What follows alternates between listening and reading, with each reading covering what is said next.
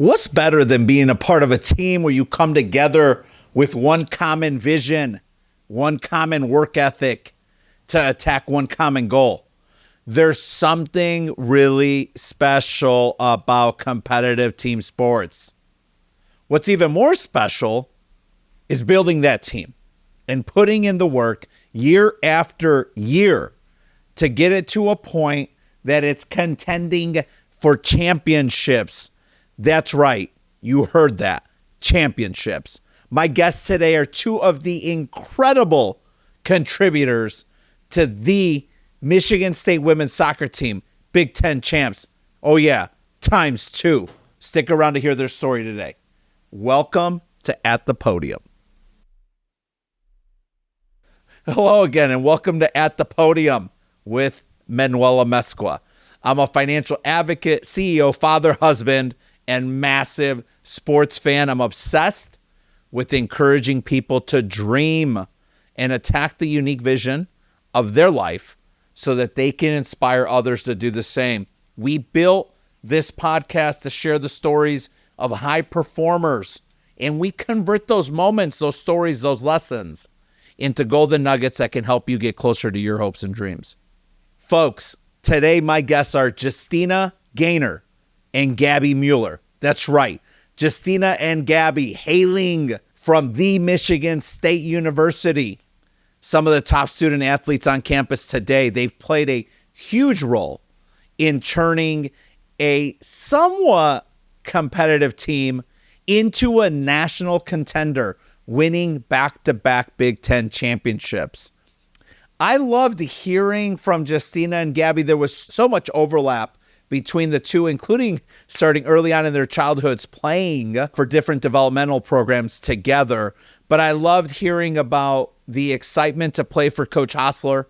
I loved hearing about his vision, his expectations around discipline and work ethic. I loved also hearing the way they wrapped it up and talked about the way he gets them to play for a bigger vision, to play for the team and to play for team outcomes. And that, in turn, rewards the individual athlete and teammate. Enjoy my conversation with Justina and Gabby. Folks, I am so amped up for today's episode. I have two of the superstars from Michigan State's women's soccer team, Big 10 champs, back to back, and they're both midfielders. I got Justina Gaynor and Gabby Mueller. I'm so thankful that you're here with us today.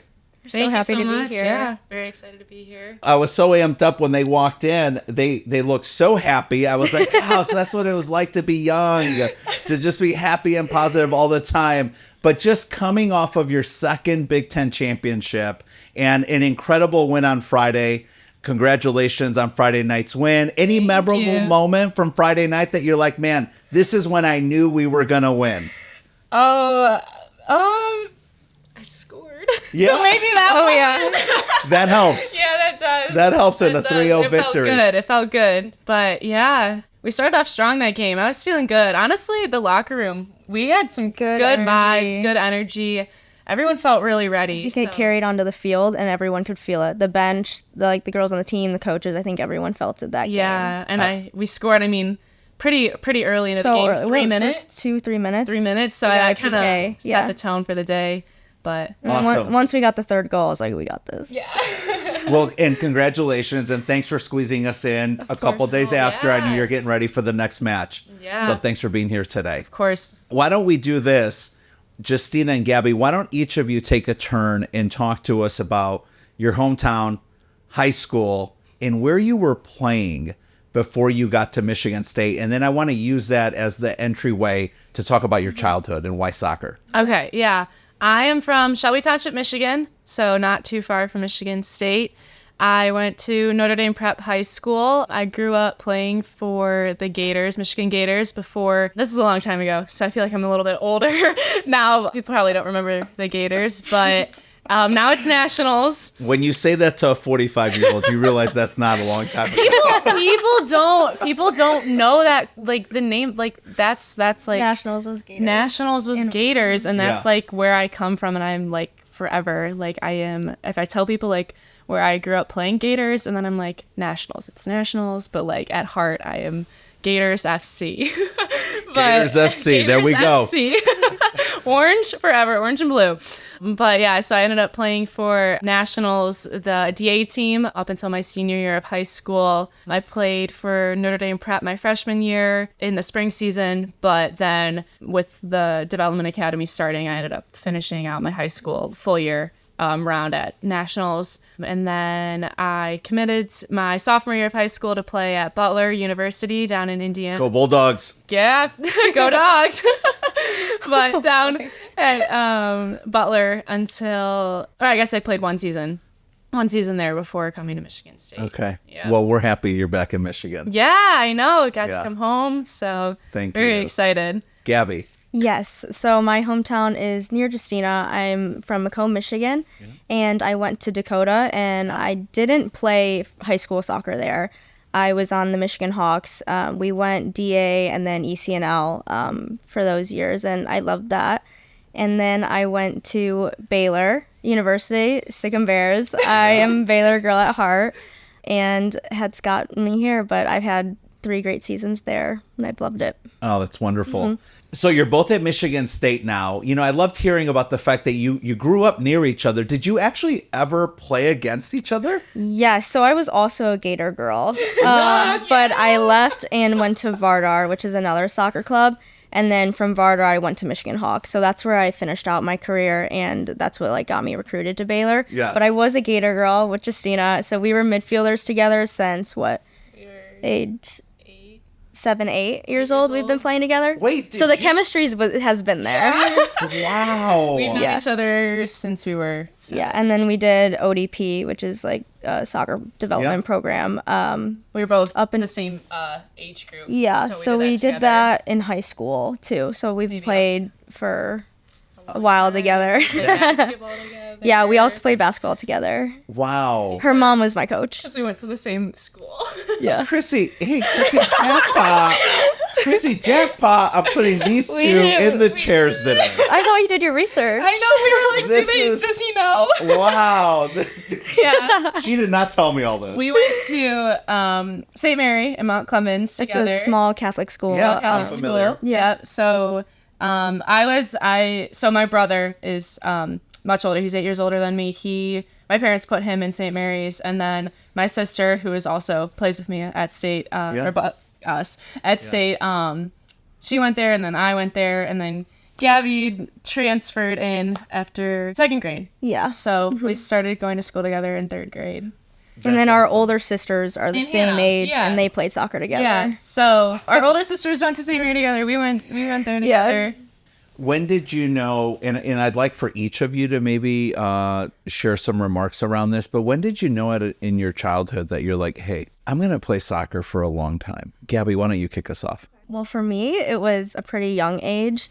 I remember playing, the normal like sports and doing gymnastics and ballet when I was super young. And then I remember my dad really pushing soccer, and he was like, I swear, like if you try on the cleats and try practice and you hate it, like I'll go to every ballet recital. And I was like, okay, we'll try it. Shout out to Mr. Mueller. I know. So went to soccer, and I think I fell in love with it right away. He was my first coach. So you can imagine that. And then, so it got pretty serious fast. And I remember Halloweens, I was like, I want to be Mia Hamm for Halloween. And so I would put on like the black stuff under my eyes and her jersey and my hair back with the headband. And I was like, I don't want to be anything but Mia Hamm, and I want to play soccer forever. And it was never, we were talking about it in the car, where it wasn't about college soccer. It was more just like, there wasn't an end goal. Like it was just, I just want to play soccer. And like, that's all I wanted to do. I didn't think about school. I didn't think about anything else. I was like, I just want to be a soccer player. Let me chime in on that Mia Hamm comment. I didn't tell you in the car, but I remember 3rd grade, we had biography projects. Oh yeah. And I remember so clearly, Gabby was like, Mia Hamm. Mia Hamm's my person I'm doing. Like, I was researching, I was doing the books, I was like, I'm going to be her. You know who I did mine on? Shaquille O'Neal. You did yours on Mia Hamm. And I remember that so clearly. Like, so what was that, 3rd grade? Like 9 years so old. So it was, it's been a while for me, where it's all I've wanted to do. I really enjoyed your reference to playing soccer indefinitely. Yeah. Like there was just no end in mind. Mm-hmm. I can't imagine that there are many young student athletes who don't see it the same way, right? That's got to be a popular way of seeing it, is I'm just going to do this for as long as possible. Yeah. That's awesome. Congratulations. Yeah. Thank you. I feel like I'm sort of similar in that. I grew up playing soccer, basketball, did gymnastics, I did dance. I feel like I'm kind of similar in that. But yeah, I think like it wasn't until I was like, I don't know, maybe like 11 or 12 that I was like, had the idea in my mind of college soccer. Because I think it was similar where I remember going to like U.S. women's national team games and like that being my idea of like, this is soccer at the next level and not, like I think at the time, like the NWSL, the National Women's Soccer League, like definitely didn't have as big of a following and that whole thing. So I think in my mind, like the end goal was to just keep playing. I was like, I feel like I had that in the back of my mind. Like, I don't think I want to really do anything but play. I don't really think I want to be like another profession or do anything else. But yeah, I don't think it was until I was a little bit older too that the idea of college soccer came like around really. And that I had a little bit of an idea. Like we grew up close to like Oakland University and stuff. And I'd been to maybe like a few of their games. But yeah, I don't think that I really understood like the magnitude of college soccer until like I was in the recruiting process. And when we were going through it, it was definitely a lot different than it is now, where we were freshmen, 8th graders, freshmen in high school, looking at college, trying to figure out like what the best fit was going to be and where you wanted to end up in 4 years. I remember 7th grade, my dad sat me down. He was like, write your list of your top 10 schools you want to go to. 7th grade. And I was like, okay, like I was like dream school. All for it. Dream school. This is where I want to be. Then 8th grade is like when we were like, hey, it's time to pick it up. But now it's, what do they wait? Junior year? So yeah, like that's the difference. I think I was like, I remember again, like so clearly, like in my freshman year, first hour class, history class, like on my computer looking up, I was on my computer looking up like different programs and majors or like what areas of interest they had and like all those things. And I was like, I never looked up the majors. 15 years old. That's where we're a little different. That's where we're different. Mia Hamm. I didn't look up the majors. I was like, what is their soccer Mia major in? Mia Hamm didn't study. She just played soccer. My parents were like, what do you want to do? I'm like, what do you mean? Like, what do you mean? Like, can they, like, do they have a soccer field? Yeah, it's like, what do you mean? But yeah, I think like that was just like when I like really like picked it up and I was like, okay, like, what do I want? And I was like, I don't know what I want. Even now, I'm like, I don't even know like what I back want. to like 8th grade and freshman year, like coaches asking us what we want and like parents asking us what we want. I can't believe we even had a clue. I don't even know how I made a decision, to be honest, because I like again thinking back even to like, I mean, I'm a senior in college now, like sophomore year of high school. I was not the same person. No. Just like experience wise and like all that stuff, like that's just so different. Who would you say, Justina, who would you say, so that our listeners kind of can envision what it was like to be you back then, who would you say had your ear the most about soccer? Who had the most influence as you were navigating all these different opportunities and decisions? Definitely my parents. Okay. Yeah. Is there one that's more outspoken about? No, I don't think. I think I had like a good balance between them. I'm very, very close with my family. And that's honestly like one of the reasons I did come back to Michigan is because of like how close I am and how much like the close relationship that I do have with my parents. But I think when I was initially going through it, they definitely like both gave me their opinions and like had my best interests at heart, but like in their own way. And I don't think one was like necessarily more than the other, but they were definitely like, for each of their personality types, like they gave me good advice and guidance and definitely like had enough wisdom or like whatever, like they had like the parental like care for me that I definitely needed like going through the recruiting process. So neither of your parents screwed it up? No. I'm kidding, Mom and Dad. Obviously, I'm thankful. No. We're all thankful. All Spartan fans are thankful that she loves you so much she would come back, because now we have back-to-back Big 10 championships, right? Yeah. So shout out to Mom and Dad on that. Shout out to Mom and Dad. For sure. Yeah. And then, Gabby, how about for you?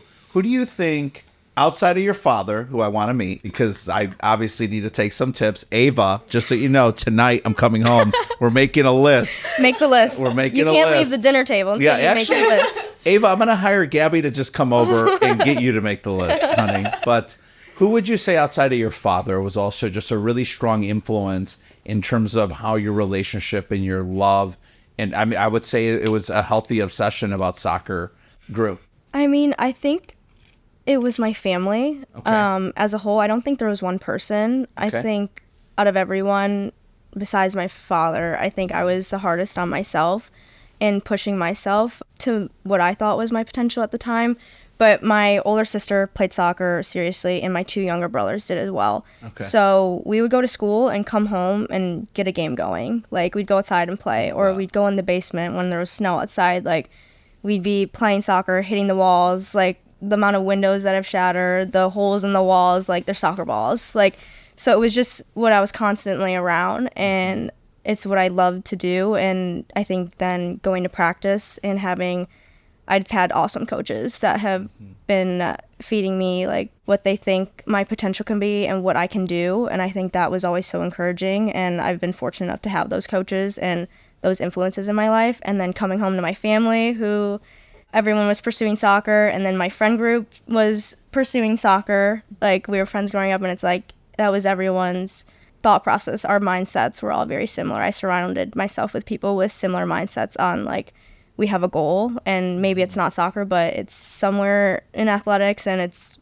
what we're doing. Like, that was just what I was constantly surrounded myself. Yeah, I feel like even like at recess and playing with the boys. We and, would like get stuff going with like one time we juggled with a grapefruit. Oh my gosh, I was like whenever there was any like circular object, we were doing something. Basketball, like getting touches. I remember having one coach be like, if you don't get 100 touches on the ball this day, like you won't be better the next. So I was always like getting touches. I was always doing something. Yes. I know, like even like when we were like young, like we'd have like our indoor facilities and stuff with like brick walls, and we would just play wall ball. I mean, like wall ball. We trained. I mean, we trained with the boys once one like winter, and it was just like us against them. They didn't bother to learn our names. No, the boys. Didn't. So we were called girl. They're like, are the girls coming? Yeah, the girls coming. Pass it to the girl. Like, they never bothered to learn our names, but we would get into the boys' practices, and I honestly think that helped a ton playing. We were young, so maybe much. Like.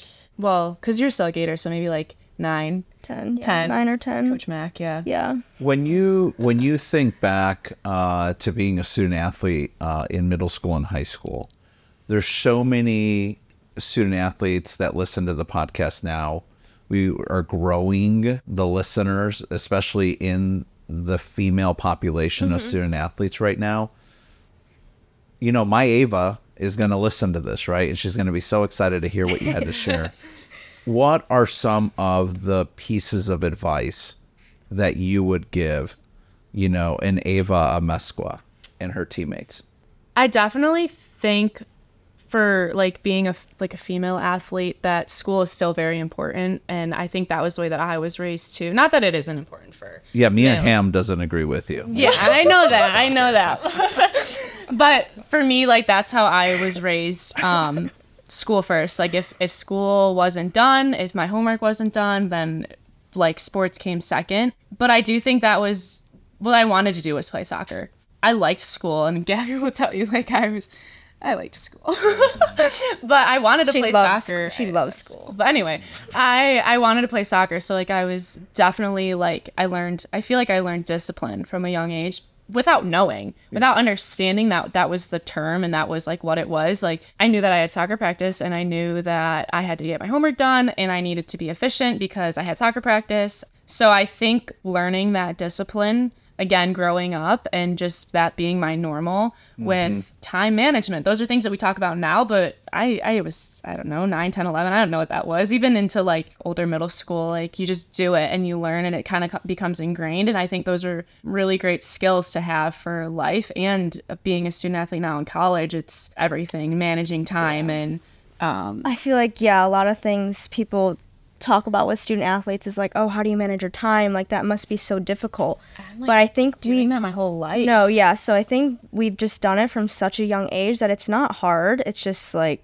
so ingrained in what we do, and it's just a part of like who we are. And even if we didn't play soccer, like it would be with like other aspects of our life, we'd still be disciplined. We'd still like have good time management skills. It wouldn't, like, it's not something we have to work at. I think a lot of girls on our team too. It's just Can I touch on that? Yes. So I have a thought. I've watched a lot of people come in and out of these chairs, right? Yeah. Men and women. And I've heard them reference it before, which is, you know, it's like we didn't know it was discipline, but that's what we were living, That's what right? we're We're learning. living a disciplined lifestyle. Yes. How much of that can you recall being an outcome of just the environments your parents raised you in? Oh, 100%. Right? Because all of it. 100%. Yeah, like I said, like for me and growing up, it was school, then soccer. So We again, also grew up Catholic, so we just grew up the strictness of the strictness of like the Catholic faith school, and Catholic school, Catholicism. and, like I think that played a role into like definitely who we are too. Yeah, especially like into high school. Like I ended up going to Notre Dame Prep, and it was not an easy school by any means. Right. So great school. balancing again, trying to find the right college fit with soccer, basketball, school, because I played basketball all the way through high school too. So learning those things in high school, like, and making that transition to college, again, like it comes from such a young age that, I mean, I'm very thankful. I think it was like the best time to learn those kinds of skills that you'd again like reflect now, and you're like, oh my gosh, wow, like I've been doing this for a long time, and it's not even like it's second nature. Yeah. I want to dive into what was happening when you were playing at Baylor and you were playing at Butler and you were thinking about whether or not you would finish out your collegiate career then. Can you take our listeners through that decision? Because I have to think that was a hard decision. Yeah. Right? Especially the weather's better at Baylor. Yeah. So take us through that. That was probably one of the hardest decisions I've ever had to make to this day. What made it hard?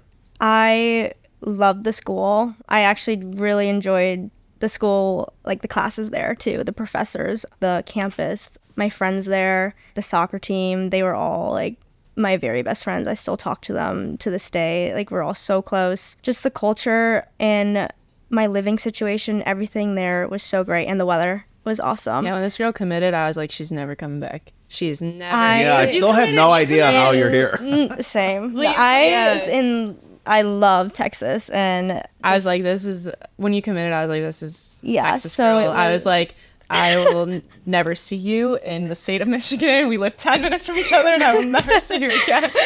So it was a tough decision, but it was my junior year. We got a new coach, and so we had a new coaching staff, and I think it just changed the culture a bit. We lost a lot of girls, and you could feel the shift. And right away, at the time I was injured, I had ankle surgery. And so I was already thinking, like, okay, like, what next? Because with COVID year, a fifth year, you're not guaranteed your scholarship. Like, you're guaranteed it for the 4 years. So my thought process was like, okay, what am I doing with my degree? What am I doing with money? And then what do I want to do with soccer after college? So those are my, like, top 3 priorities. I love the school and everything about it, but, like, I still keep my priorities. Like, what I need to do, like, I'm going to do that. So I was really, like, thinking logical about it. So I sped up my graduation degree. So I was able to graduate in 3 years to give me the option of transferring. So I was like, just in case, if I want to do it, and if I stay at Baylor, then I can do a 2-year master's program at Baylor. But I wanted to give myself the opportunity to go somewhere else. And with the way our season was going, I was like, this isn't going to set me up for an opportunity to play professionally, if that's something I wanted to do. So that was the second thing. And it just brought me to, like, many conversations with friends, family, like, what is best for me right now. And I decided in a moment that I wanted to take my soccer, like, very seriously. And so I was seeking out a program that would help me do that and help me find a place to play after college, because again, like, I wanted to play soccer. I want to play soccer indefinitely. So what can I do to get me there? Like, what can I do? And so I got the school under control, and I was able to graduate Baylor in 3 years and look for a school to play in my senior year. But I'm a master's student, but so it's weird. Like, I'm a senior, but I'm in a master's program at Michigan State. what is one thing? Let's focus on one thing, okay? So take your time. But what's one thing the Coach Hostler and the program did, said, or represented that made you say, this is absolutely where I'm going to go play? It was a playing style, for sure. That was like the number one thing. I wanted to find a playing style that would fit mine. And Baylor, I loved Baylor, but the playing style didn't match me very much. And I think like touching on that, like playing style as in like possession versus like more direct teams. And I think like that's different than in like other sports where, I don't know, I feel like that doesn't necessarily happen in basketball as much, but like playing style I feel like is huge in soccer, and where like what fits you as a player. Is it like a transition game where you're running more versus like high press team defensively, like those kinds of things that like you have to figure out your strengths and like what fits you. And that's like another thing that like going through the recruiting process from a young age, you're not necessarily like fully developed as a player too, which makes it difficult. I don't think I quite understood that when I was a freshman committing to Baylor. Like, but now the second time around recruiting, I was like, I'm going to find somewhere that fits me and that where I can reach my full potential as a soccer player. And Jeff and I talked like recruiting, and we talked about different aspects of that, and it made sense. And I thought I could be my best soccer player at Michigan State. Who's Jeff? Hostler. Coach Hostler. Oh, we do not refer to that Jeffrey. as Coach Hostler. No, nobody calls him. I call him Coach Hostler. But Sorry. No. I love that. Thanks for sharing that. It almost sounds as if you saw this as an opportunity to hit reset. Yes. And if it was almost like your second chance to make a great decision for you to continue playing. That's wonderful. Thanks for sharing that. And Justina. I'm bouncing off that exact same thing. Like, I mean, you were in Indianapolis. Are you kidding me? Broad Ripple? Yeah. How the heck? Yeah, I love Broad Ripple. Yeah. Carmel is like my favorite place, though. I loved downtown Carmel. Actually, did you leave my that? sister and I, because Celia, my sister was there for 3 full years when I was there. Did she play at Butler? Yeah. Oh, yeah. wonderful. Yeah, so crazy story. But yeah, like we loved Carmel. Carmel was like our go-to, especially during COVID when there was like not a lot to do. We'd make the 20-minute drive, and the burgers are so good there, the ice cream and everything. But anyways, so I played one season at Butler. It was my freshman year, so I'm a 2020 graduate. Well, we both are, but so was my COVID, like everything was messed up, blah, blah, blah. So our season got canceled in the fall. We didn't play any games, and we ended up having a spring season. And I was playing with my sister there. And after the season, it was sort of the similar mindset of I was super serious about soccer. And in my mind, I just wanted to keep playing soccer again for as long as I possibly could. And I wanted to be at a place that set me up for that.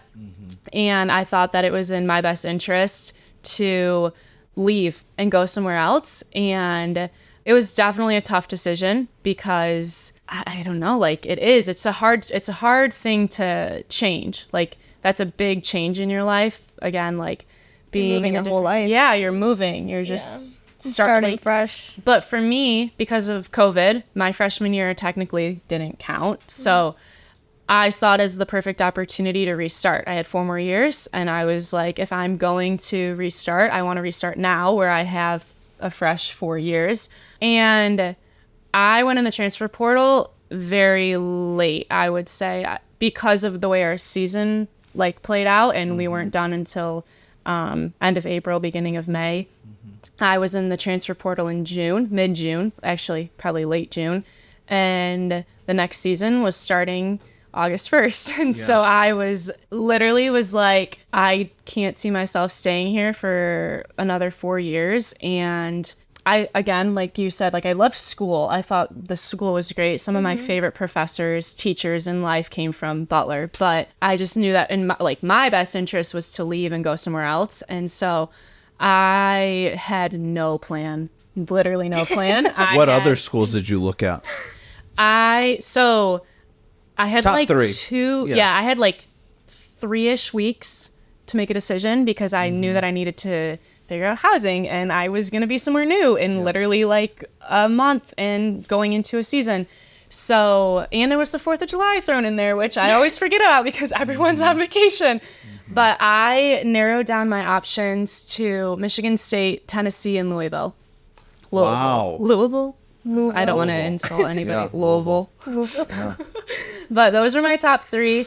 And I think the biggest deciding factor was, well, Jeff had contacted me. Coach Hostler. Yes, Yeah. the Haas. Just for the rest of America who doesn't know him as Jeff. Jeff Hostler, Coach Hostler, the Haas. Jeffrey. Michigan State soccer, I mean, hadn't been extremely successful in previous years up until that point. And so when I heard that he had gotten the job, I was like, okay, like, I don't know, we'll see. He had reached out. I was like, I was kind of like, okay, I don't know. But I loved his vision of where the program could go and the things that we could do. And he presented it in almost like a challenge kind of way. Say more about that.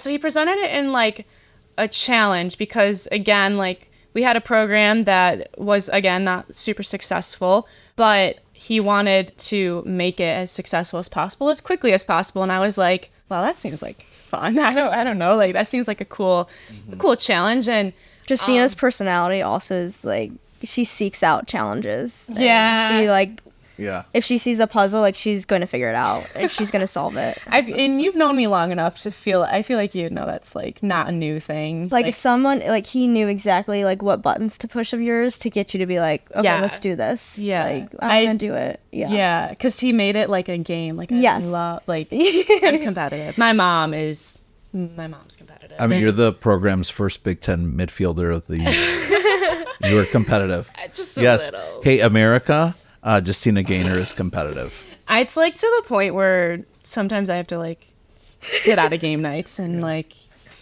I know my limits now. I have to take a deep breath at times because I get competitive. I think Gabe, one of our assistant coaches, knows. He knows that. He pushes your buttons. He knows how to get on my nerves because I get For competitive. playing a game at quickly. practice, he'll Yes. purposely like, I don't know if he does it purposely. I don't know, but he'll get the score wrong, and Justina will. I know the score. I always know the score, and I'm like, that's not the score.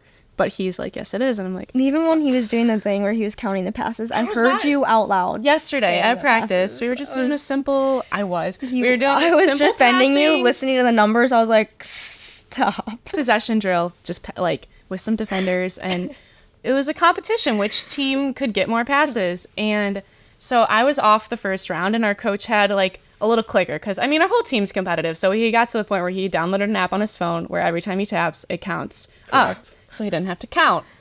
And I'm standing there and I'm like, he's not doing that right. Like, he's not counting right. And I was like, I'm about to take the phone because, like, I want the score to be right. And that's just the kind of, like, I was like, this isn't right for either team. And No, I it was was like, wrong. it was wrong for both teams. But either way, I was like, I need to, like, breathe. Like, it's just a game. Yes. It's just a practice.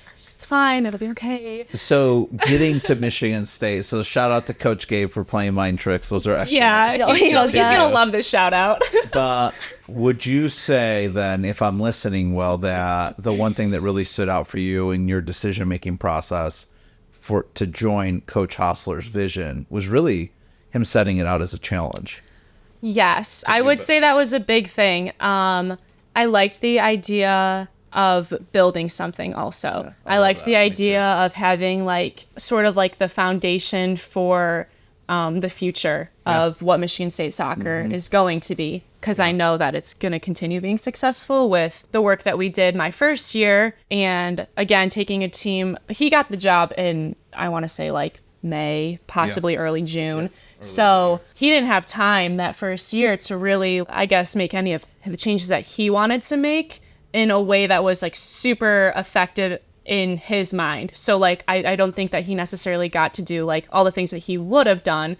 Granted, I came in that first year with him, Lauren DeBow and Ava Cook, who adore both of them so much. And he brought them in into a team that was super willing to listen to him. And I think that was the hardest thing about our first year was change. Like for me, change, and for you, change, like in terms of transferring was difficult, but for like an entire group of 30 girls to embrace change, I think that was like something that he talked about a lot that first year was like, buying into what his philosophies were and those kinds of things. And I liked the idea of being at like the root of change. I thought that was such an interesting opportunity that I wasn't going to get at another place, like an established Tennessee program. I was very thankful again for that opportunity, and that was a very hard place to turn down because I like warm weather and Knoxville is a great place, but that fit Jeff's opportunity fit like my personality type, and he figured that out very quickly. He figures out everybody very quickly. So this is a great segue because I want to unpack what it's like to play for Coach Hostler a little bit. Okay.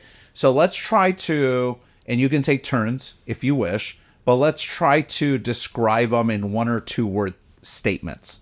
Okay. So what's it like? And this is a great opportunity for a great recruiting video. So don't screw it up for Coach Hostler. We got you, Jeff. What's it like to play for Coach Hostler? My first word is tough. I love that. Gabby? Demanding. Love it. No surprise you keep winning, Coach. Justina? He's detail oriented. Yes. Love it. Discipline. There we go. That was the word, discipline. Love it. Anything else?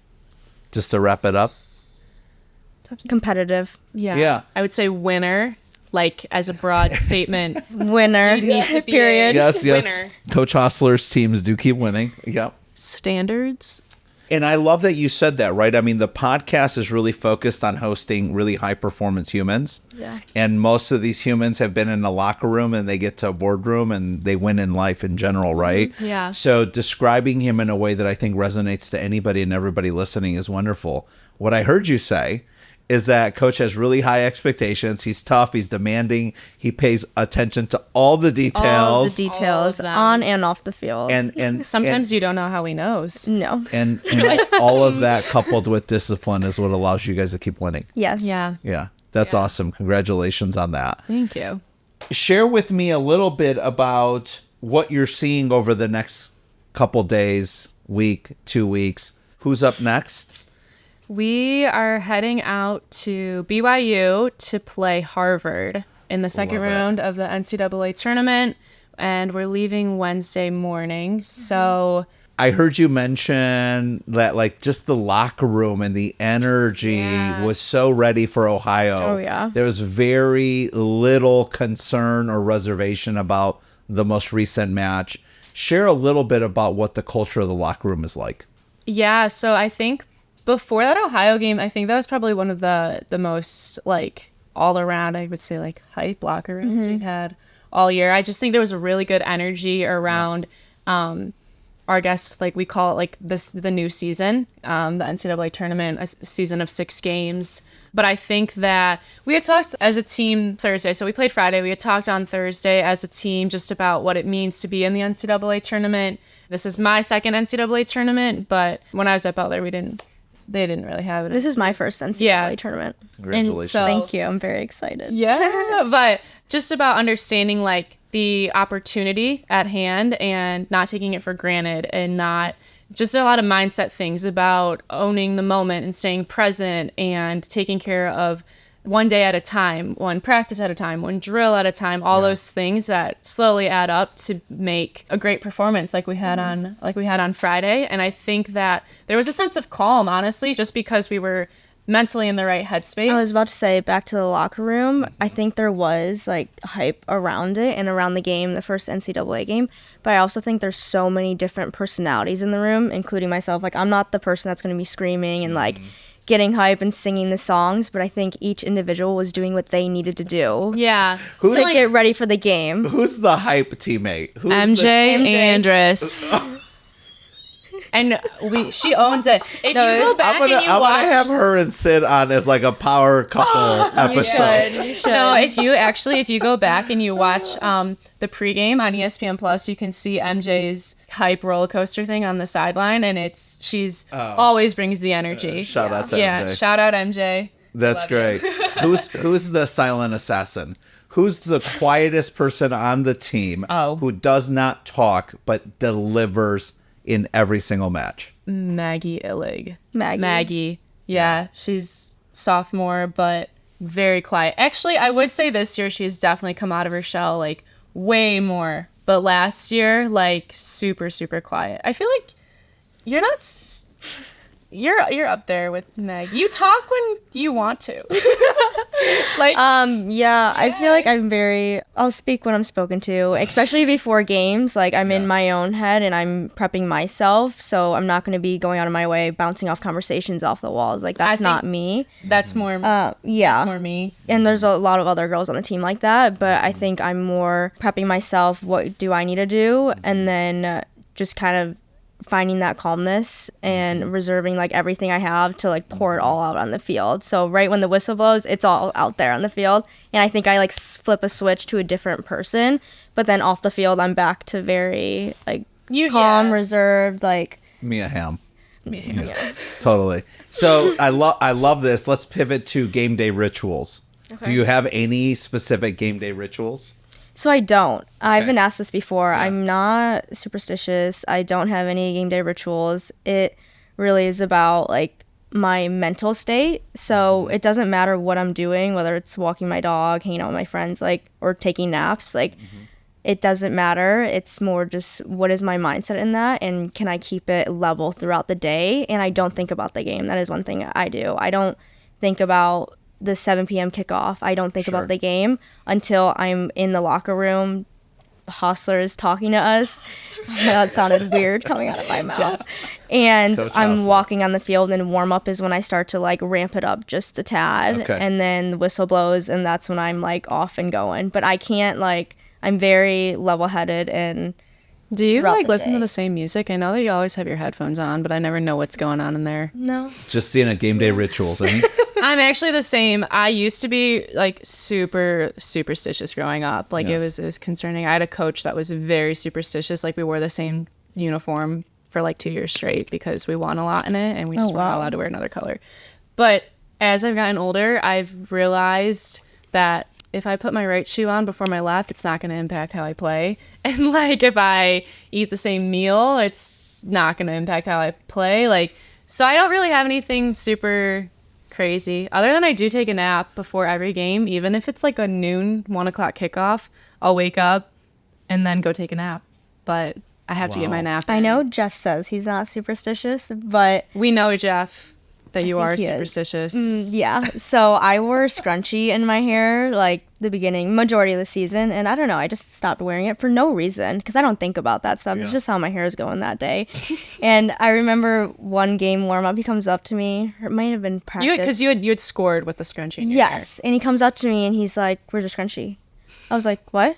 And he was like, "Where's your scrunchie?" I'm like, I don't know. I'm just not wearing it. He's like, okay, and walks away and then comes up later. He's like, "Are you going to wear your scrunchie tomorrow for the game?" Like, you could tell he was getting a little stressed. I'm like, I'm not superstitious. Coach Jeff loves the data. He does. And so every home game, we'll walk out to our fight song. Like, we'll walk up to the gate and then walk onto the field.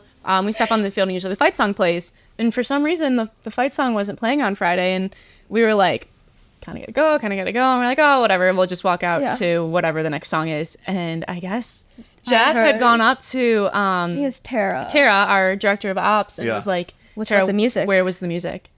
Tara was like, "I don't know." Like I asked him we still played. We played very like best I seriously games think one ever. of our best games of the season. But he won't say he's superstitious. And he won't. He's like, it doesn't matter. It doesn't matter what color we wear. And I'm like, if you say so. He's itching. He'll be itching. He's like got the little leg shake going. So I know we're coming. I know we're coming up on time, and so I want to hit on two final things before we conclude. Any simple or meaningful lesson that you've really gotten from your journey of playing at Michigan State, playing for Coach Hostler? Anything that's really stood out that you'd say, this has been a great experience, a great lesson, something that I'm going to take forward with me in my life? I think for me, I think we talk about this a little bit, kind of a lot, I guess, but just like always wanting success for the team. And when the team's successful, you're successful. And I think that individually focusing on what you can do to better yourself in the context of the team. And I think that's been a really good lesson that I've learned. And we talk so much about like culture and what it means to be part of a team and how to be successful and individual roles within a team. And I think that that's a really good lesson that I've learned, is how to best contribute to the whole, like individually, and just learning a lot about, again, like my personality type and being true to who you are and understanding your value within a team aspect. Because not everybody's going to be quiet. Not everyone's going to be like super hype and loud. You have in-betweens, and just finding your way to like bring out the best in somebody else is a lesson that I think Jeff's definitely helped me learn. And I think I'm obviously still like working on that, but trying to find how you can bring out the best in somebody else if they are quiet. Like, how can you use that quiet to better the team? How can you use that quiet to like make them feel the most comfortable, those kinds of things. And I think that that's probably one of the biggest lessons that since I've been here now for 3 years, that I've it's taken a while, but I've definitely learned. Even some of like the girls last year, I don't think I saw like what they were doing, like some of our like leadership that had left. And I think that I looking back and like, oh, I see what you were doing now. And I see that like you were working for the team. And I think that selfless mentality is something that I've really learned from being on this team.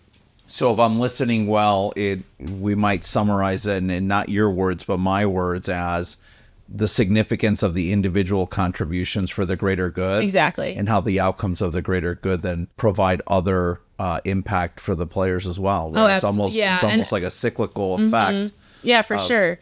Because the reality is that every person wants to be on the field. And I think that you don't go to college to play a sport with the intention of like sitting on the bench. But again, the other reality is that there's 11 people on the field and however many subs can be made. But I know the value of every person, and every person, whether they step foot on the field one day or not at all, or they play the whole game or they play 5 minutes, like just understanding that we spend so much time together. It's more than just soccer. Like, it's friendships and relationships and how to build that, and again, bringing out the best and trying to bring people up. And I think that that's something that I'm going to continue learning and working on. But I think this has been a great environment to definitely set me up for situations where I can work on those kinds of things. Thanks for sharing that. Of course. Gabby, any meaningful lesson that you're taking away from your time at Michigan State? I agree with the team aspect, but I'm going to go more like individual. I think what has really stuck with me is your daily habits make up a huge part of who you are. And that has stuck with me. And it's like we said about the discipline growing up, where we were doing it and we didn't even know. But I think this we do and we don't even know. But when you really think about it and then you focus in on it, I think that could change like a person completely if you really focus on the small details. And I also think when it pertains to soccer, what you do off the field bleeds onto what you do on the field. So really being here has helped me focus on like those little details. And with Jeff being so detail oriented, it's helped me think a little bit more about the small details and how that affects me, and how what I do on this day or whatever I'm doing in my small like activities at home on my own, like how that affects me at practice, and how those little things I do at practice affect me on the game. So I think figuring out those and navigating that with myself and teammates, I think that's been a huge thing for me. Yeah, I feel like we talk about that a lot too, with like the 1% better or but it's something that I feel like we've grown up knowing, but I don't think it's been comes like your conscious mind, and really yeah. thinking about it and honing in on the small details and how that's really affected my mindset and how I play the game. Last thing, if you had one mini commercial for why Michigan State women's soccer, for those that are thinking about where they're going to go hang their cleats in the future, what is that? If you go to Michigan State to play women's soccer, this happens. If you go to Michigan State to play women's soccer, you will learn discipline. You will become a better soccer player. You'll become a better teammate. You'll make really good friends, and you're going to be part of a much larger community, an international community of people that love Michigan State. Yes. And it's a great place to be. I feel like everyone that goes to Michigan State ends up loving it. Yeah. I love that. Gabby, would you add something to that? Yeah, I do like what you said. I would also just add that also just being a bunch of transfers, and there's a lot of transfers on the team, the grass is green where you water it. I love that. Yeah, Thanks so for saying that. Unpack that a little bit. I think that like what you put your time and your energy into and your mindset, like it's going to affect how you see your situation. And I think that's something super special about Michigan State's team is we all buy into it, and each one of us. And that doesn't mean some days are not hard. It doesn't mean that you might want to look at the other grass, but it's like it's green where you water it, and really being intentional with what you're doing with your teammates, yourself, and your relationships with your coaches. I think that's the difference with Michigan State soccer and why we're able to perform at our peak when we need to. So basically, if you go to Michigan State to play women's soccer, you will win. We're winners. It's not easy. Get used to winning. I don't want people to think that it's easy. Yes. Like that's my last it. little bit is like, I think that sometimes success looks like, oh my gosh, 2 Big 10 championships. They won their first game. Yeah. Whatever. Like, but it's hard. Like, You will lose a lot of friends on the path to success. yeah. You will lose a lot of friends. It takes what it takes. It does. It takes what it takes. I have loved listening to your stories. I've loved listening to stories about Coach Hostler. I'm almost seeing him like the mad scientist, like working in the lab. I feel I like think he that's, thinks and putting incredible people together to play soccer at its highest level. So that's a good, last point is like high character people too, because you can't have a successful team with bad apples in terms of character. Yes. Again, that audit your aspect. circles. Yeah, for sure. Audit I think your he does a circles good in job life. knowing people. I love that. he'll pick you apart and figure out who you are. In the best way. Well, I've enjoyed unpacking putting this that in story a little bit. We've enjoyed having you here at the podcast. So on behalf of the entire podcast community and all of the Spartan fanatics that we do have, it's been awesome to have you here. I'm glad you were able to so squeeze much. this I've in. had so much this is fun. And so when is the next match against Harvard? It is Thursday, November 16th, 4:00 Mountain Time. 6 p.m. Eastern Time on ESPN Plus. All right. Go Spartans. Go green. Go white. Folks, thanks so much for listening. And thanks to my guests, Justina and Gabby. Connect with Justina on Instagram at Justina Gaynor, Gaynor, and Gabby at Gabby Mueller. And that's GabbyMuellerRR, Gabby Mueller. If you like what you heard today, please be sure to follow, rate, and review at the Podium on Apple Podcasts, Spotify, or wherever you get your shows. You can also follow the show on Instagram, YouTube, and TikTok at Podium_podcast. Post about the show on social media and tag us. We'll repost and share our gratitude. Your support means the world to us. And if you enjoy our content, we'd love for you to hit that subscribe button and share it with other people that you love, care about, and respect. Please consider telling a friend about the show. Friend to friend is still the best way to get the word out about our guests and their incredible stories in life. We'll see you next time.